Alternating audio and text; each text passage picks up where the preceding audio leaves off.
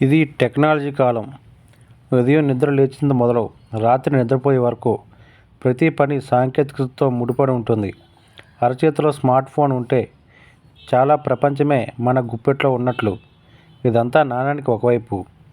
సాంకేతికత ఎంతగా పెరిగిందో దానివల్ల ముప్పు అంతే పొంచి ఉంటుంది. ముఖ్యంగా సాంకేతికత ఆధారంగా సైబర్ మోసాలు పెరిగిపోతున్నాయి.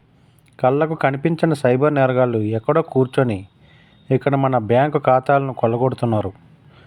రోజుకో కొత్త తరహా మోసానికి తెరతీస్తూ కోట్ల రూపాయలు దండుకుంటున్నారు.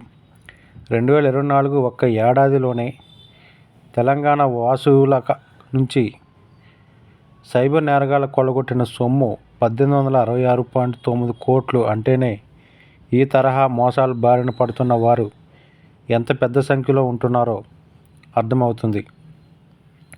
ఎంత విద్యార్థికులైనా, విజ్ఞానం ఉన్నా అత్యాశ, అమాయకత్వం, అవగాహన లోపం లాంటి వాటితో సైబర్ నేరగాళ్ళ వలలో చిక్కుకుపోతున్నారు. మరి ఇలాంటి వాటి నుంచి తప్పించుకోవాలంటే ఏం చేయాలి? సైబర్ నేరగాళ్లకు మన కష్టార్జితం చిక్కకుండా ఎలాంటి జాగ్రత్తలు తీసుకోవాలి? అసలు ఇప్పుడు ట్రెండింగ్లో ఉన్న మోసాలు ఏంటి? నేరగాళ్లు ఎలా మోసం చేస్తున్నారు? ఇలా అనేక కోణాల్లో సైబర్ మోసాలపై పలువురు సైబర్ భద్రతా నిపుణులు, పోలీసు అధికారులు ప్రజలను అప్రమత్తం చేస్తున్నారు. అందులో ఒకటైన డిజిటల్ అరెస్ట్ మోసం.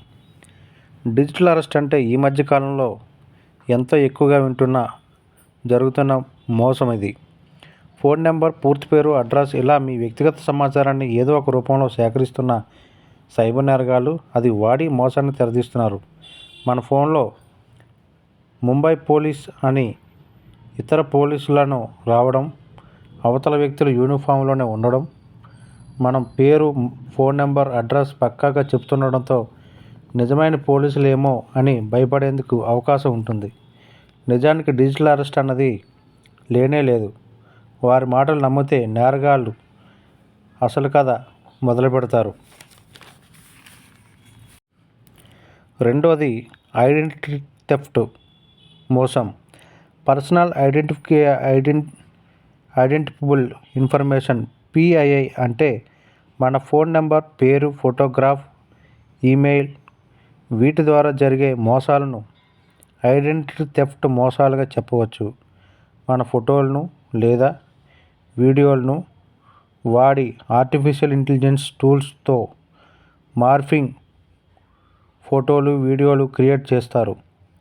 అవి నిజమైనవి కాదు అన్నది గుర్తుపట్టలేనంతగా చేస్తారు. వీటిని ఉపయోగించి సోషల్ మీడియా ఖాతాలు సృష్టించడం ద్వారా లేదంటే మార్ఫింగ్ వీడియోలు, ఫోటోలుతో ఎలా తెరదీస్తారు? మన వివరాలను వినియోగించి ఫేస్బుక్, ఇన్స్టాగ్రామ్, X వంటి సోషల్ మీడియా ఖాతాల్లో నకిలీ ప్రొఫైల్స్ క్రియేట్ చేస్తారు. లేదా కొద్దిపాటి మార్పులతో మన ఈమెయిల్ను పోలినట్లుగా ఈమెయిల్స్ క్రియేట్ చేసి వాటిని వినియోగించి మోసాలకు పాల్పడతారు. నిజమైన వ్యక్తులే అవసరంలో ఉండి డబ్బులు అడుగుతున్నట్లుగా నమ్మిస్తారు.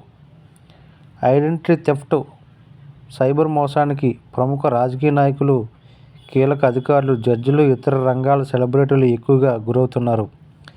మరోవైపు సామాన్యులకు సైతం ఈ ఐడెంటిటీ థెఫ్ట్ ముప్పు తప్పడం లేదు. ఇక మూడోది స్టాక్స్లో పెట్టుబడులు. ఎక్కువగా జరుగుతున్న మోసంలో ఇది ఒకటి. అయితే శ్రీనివాస్ ఒక మల్టీనేషనల్ కంపెనీలో ఉద్యోగి. ఒకరోజు ఆఫీస్ నుంచి ఇంటికి వెళ్తుండగా తన వాట్సాప్కు ఒక మెసేజ్ వచ్చింది. అందులో స్టాక్ మార్కెట్కి సంబంధించిన సమాచారం ఉంది. ఈ మెసేజ్ లింక్ ద్వారా ఆ వాట్సాప్ గ్రూప్లో చేరాడు. అందులో స్టాక్ మార్కెట్ పెట్టుబడిపై సభ్యులు చర్చను వారం పాటు గమనించాడు. ఆ తర్వాత శ్రీనివాస్ సైతం కొద్ది మొత్తంలో పెట్టుబడులు పెట్టడం మొదలుపెట్టాడు. మొదట పెద్ద మొత్తంలో డబ్బులు వస్తున్నట్లుగా యాప్లో చూపాడు.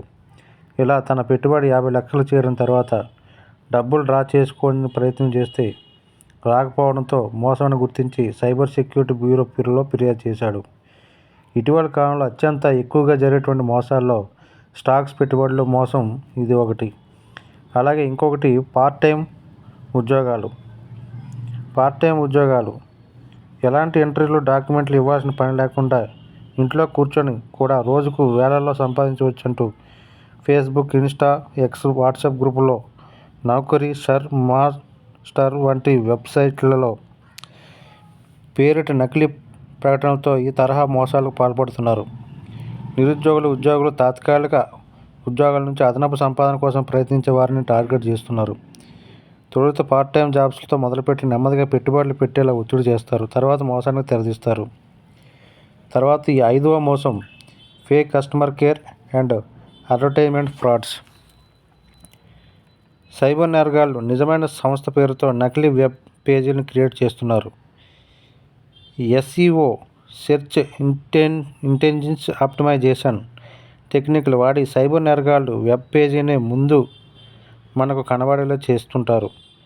అందులోని నంబర్ మన కాల్ చేస్తే నిజంగా ఆ సంస్థ ప్రతినిధిలా మాట్లాడుతూ మన బ్యాంక్ వివరాలు తీసుకోవడంతో పాటు OTPలు సైతం చెప్పించుకొని మోసాలు పాల్పడతారు.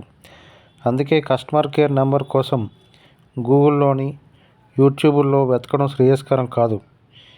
మీకు కావాల్సిన సంస్థ అధికారిక వెబ్సైట్లోకి, యాప్లోకి వెళ్ళి మాత్రమే నంబర్లను తీసుకోవాలి అని సైబర్ భద్రతా నిపుణులు చెప్తుంటారు. ఇంకా కొన్ని OLXలో వస్తువుల